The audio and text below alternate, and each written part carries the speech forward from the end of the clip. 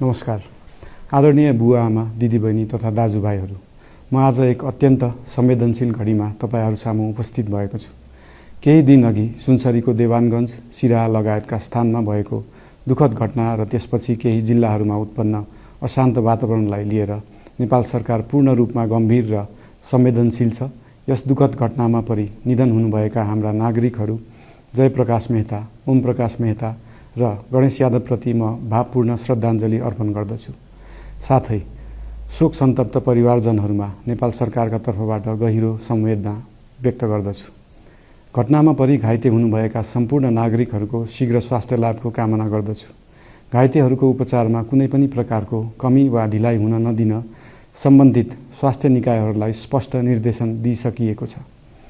घटना भए लगत्तै सबै सुरक्षा निकायहरूले तत्काल घटनास्थलमा पुगेर परिस्थितिलाई सामान्य बनाउने, थप अप्रिय घटना हुन नदिने र शान्ति सुरक्षा कायम गर्ने प्रयास निरन्तर गरिरहेका छन्।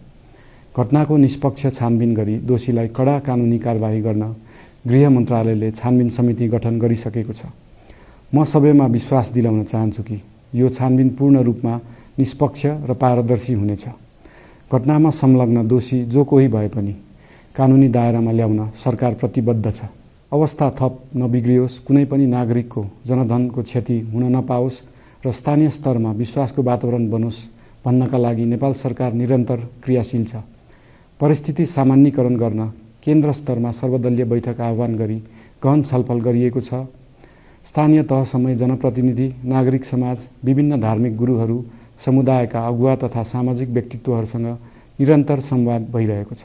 स्थानीय स्थितिको प्रत्यक्ष अनुगमन गर्न, पीडित पक्षसँग संवाद गर्न र शान्ति सुरक्षालाई थप सुदृढ बनाउन गृहमन्त्री स्वयं सो स्थानमा पुगिसक्नु भएको छ। साथै देशको समग्र शान्ति सुरक्षाको अवस्थाबारे गम्भीर समीक्षा गर्न राष्ट्रिय सुरक्षा परिषदको बैठक बसी परिस्थिति अनुसारका आवश्यक निर्णयहरू समेत गरिसकिएको छ। यस्तो संवेदनशील घडीमा सामाजिक सञ्जाल वा अन्य माध्यमबाट असत्य, अपुष्ट सूचना, अफवाह, घृणा फैलाउने सामग्री वा समुदायबीच वैमनस्य बढाउने अभिव्यक्ति प्रचार प्रसार नगराउन अनुरोध गर्दछु। साथै सरकारी निकायहरूबाट जारी भएका आधिकारिक तथ्य र सूचना मात्र विश्वास गर्न विशेष आग्रह गर्दछु। प्रत्येक नागरिकको जीवधनको रक्षा गर्नु, सामाजिक सद्भाव जोगाउनु र समाजमा शान्ति कायम राख्नु राज्यको सर्वोच्च र प्राथमिक दायित्व हो। आगामी दिनमा पनि राज्य थप सतर्क र संवेदनशील रहनेछ। प्रत्येक नागरिकको जीवन सुरक्षाका लागि सरकारका सम्पूर्ण संयन्त्रहरू अहोरात्र खटिनेछन्। शान्ति सुरक्षा भङ्ग गर्ने, अराजकता फैलाउने वा हाम्रो सदियौं पुरानो सामाजिक सद्भाव, सहिष्णुता र भाइचारा खलबलाउने कुनै पनि क्रियाकलापप्रति सरकार पूर्ण रूपमा सचेत छ र यस गतिविधिमाथि कडा कदम चालिनेछन्। नेपालको संविधानले प्रत्येक नागरिकलाई आआफ्नो धर्म, संस्कृति र परम्परा मान्ने मौलिक हक प्रदान गरेको छ। यो संवैधानिक दायित्व निर्वाह गर्न सरकार पूर्ण रूपमा प्रतिबद्ध छ। धर्म समाजलाई आपसमा जोड्ने र प्रेम बाँड्ने शक्ति हो। संसारको कुनै पनि धर्म वा संस्कृतिले हिंसा, घृणा र विभाजन सिकाउँदैन।